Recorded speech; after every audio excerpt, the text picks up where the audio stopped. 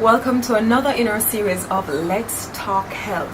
Now for Let's Talk Health today, the topic is looking at diabetes and the importance of nutrition in this process. We have here with us two community nutrition officers. One functions on the leeward side and the other on the windward side, so we're ensuring that we create some balance. We have representing us on the leeward side, Mrs. Hazeland Hathaway, and on the windward side, Miss Rosemary Mockett. Now, we have been pushing the importance of exercise and dieting in terms of managing diabetes.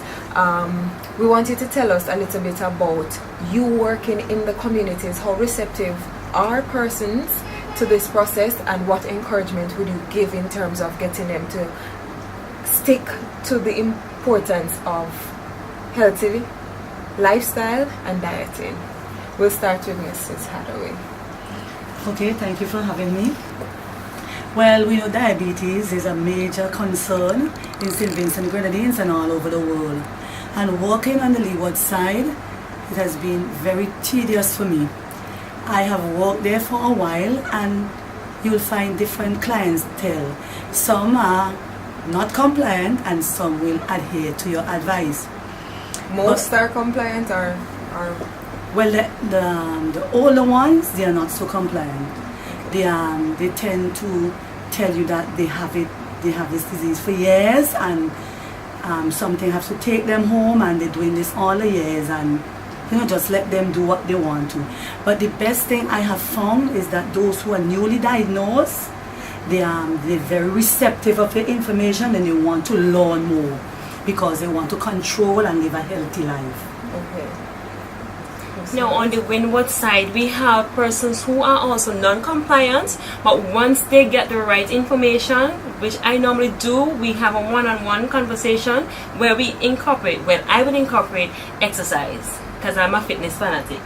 Exercise and also diet, which I also do plating, cooking of the food at clinics, and also plating it for them to see the proportion of food that they're supposed to have as diabetics.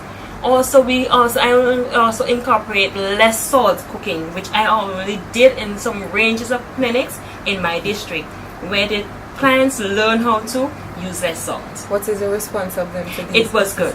The exercises were really great for them. They really were receptive to it. They enjoyed the session, and they also enjoyed the meal. So, but the thing is, when we come to one-on-one, thing is not clear to some of them. Sometimes they go to the clinic, they're told they're diabetic. Sometimes they go home with a misconception of what they should do. So that's why sometimes they're non-compliant. Should I take another pill? So with self-management, they need a lot of that in the clinic. So I am bridging that gap. I'm trying to bridge that gap where they know self-management is important. It's not what I say or the nurses say. It's also about them. How to live longer, healthier life by incorporating the diet and the exercise together. And some of them don't need the medication. If they have diet and exercise and they stick to it consistently, they can control. Ms. Hathaway, what would you say is the most rewarding part of your job, and what would you say is the most challenging part of your job? Well, the most rewarding part is normally when they come and they bring a family member, and they want the family member to hear what I have to say. And then the family member will take in all the information, and they will ask for a meal plan. We give them a meal plan, and they will go home and follow the guidelines and everything. And when they come back the next time, you will see that the sugar level is in the range, or they lose some weight, or so on. But the most challenging part is when they don't want to listen. They will tell you that what I will normally do, I will bless everything and eat. And I will tell them, no, there are rules and you have to use wisdom. And they say, but many of them think that the medication alone can work. It cannot work like that.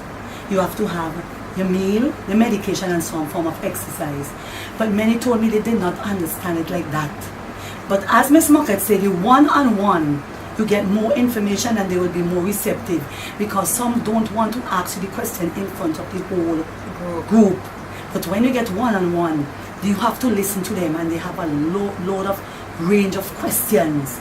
And then they will tell you that, well, I didn't understand it so, and I was afraid to ask, and so on.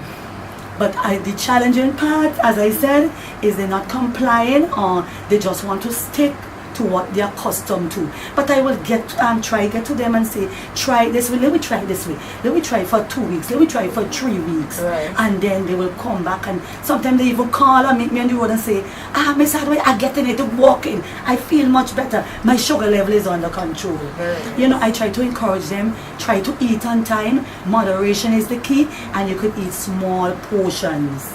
Okay, Miss Mocket? My rewarding is when we have follow-up sessions and you see a positive change in the lifestyle and also in the range in which their sugar levels and also the weight range falls. And the thing is, not a drastic fall, but bit by bit that they are slowly going down the ladder and reaching to a normal lifestyle. And we're asking, and I'm also employing that parents who have children who are overweight and obese, this is also a risk factor for diabetes. So again, I'm also employing the public that they also look at their lifestyle, change it as well.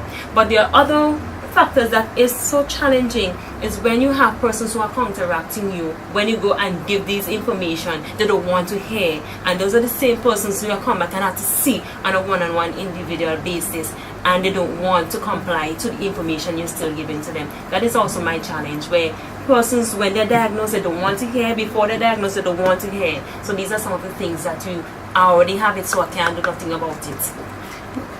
One more challenge is about portion control. To me, a lot of them don't know how much is the portion. They will tell you that I had 3 slices of dasheen, 3 slices of this. Mrs. Hadaway, I ate a whole half of breadfruit. Wow. They don't understand portion control.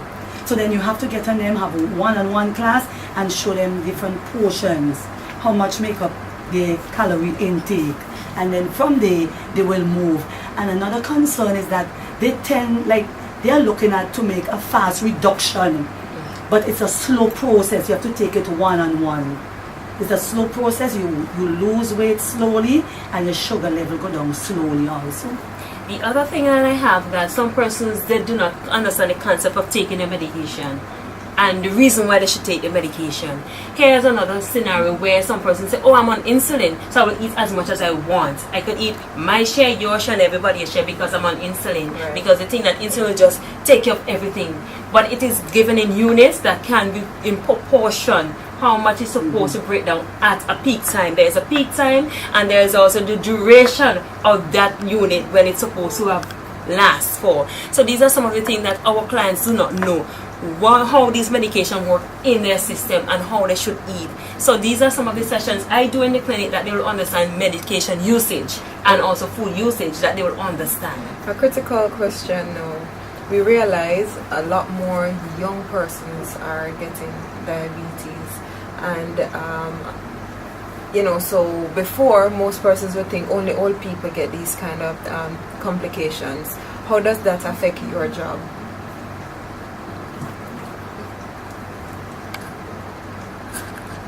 Well, they don't take their medication on a day-to-day basis. What I want to tell them that they need to take their medication every day. Some will tell you, well, I only take it when I'm feeling sick. And then that day now, they will take for 2 days. And that is not right. It will destroy your system, your organs.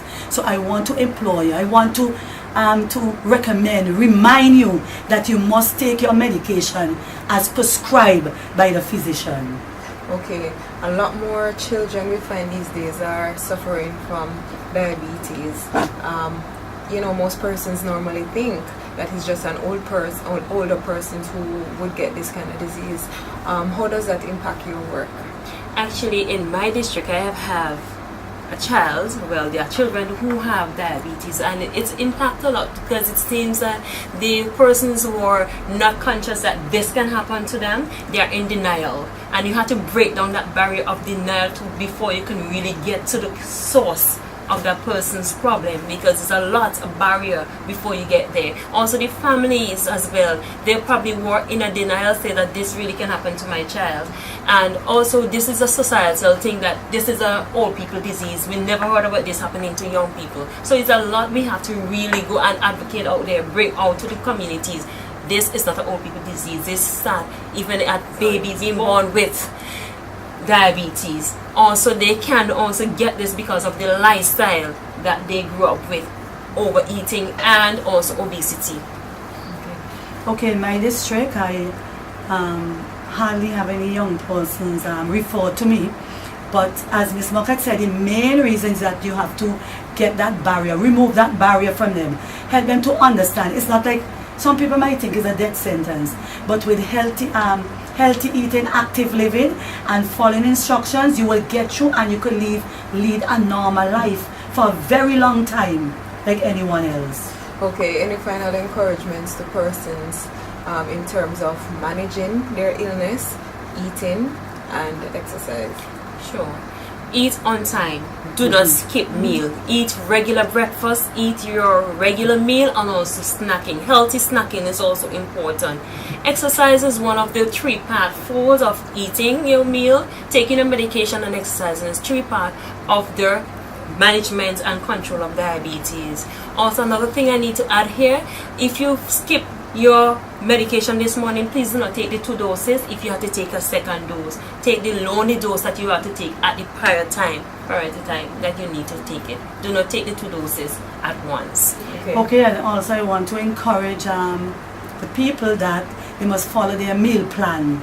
Do not try to skip, do not fast, but just follow the meal plan and eat in portion size. Do not double up the portions, and even though they have a big plate of food, follow the meal plan. Do not overeat, because they wouldn't want to leave it up in the afternoon. Do not overeat. Eat moderation, regular do not miss your meal, eat on time. Alright, thank you so much for taking the time out to share with us in Let's Talk Health. It was a very down to earth and a very clear way in which we can break down how persons can manage their diet with exercise and meal plans. Thank you so much. You're welcome.